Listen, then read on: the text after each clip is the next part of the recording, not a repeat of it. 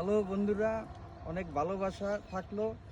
আজকে শহর থেকে গ্রামে আসলাম, এসে সেই আমাদের যে ধান ক্ষেত এবং সেই আমন ধান আমরা চাষ করে আমাদের জীবন ধারণ করি। এবং আমাদের যারা মাঠে ঘাটে যারা কাজ করে তারা অনেক পরিশ্রম কষ্ট করে সেই ক্ষেত খামারে আমাদের ধান উৎপাদন করে বাংলাদেশকে একটা প্রভাবশালী সৌন্দর্য বাংলাদেশ গড়ার জন্য তারা অনেক কৃষকরা অনেক কষ্ট করে।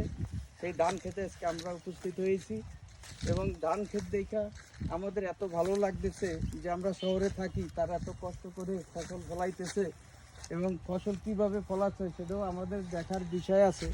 সেগুলো দেখার জন্য আমরা আজকে সেই ধান ক্ষেতের ভিতরে আমরা আসছি। ধান খুব সুন্দর হয়েছে এবং মনোরম পরিবেশে আছে। ইনশাল্লাহ এবছর ভালো ফসল হবে, সবাই আমরা ফসল উপভোগ করতে পারবো।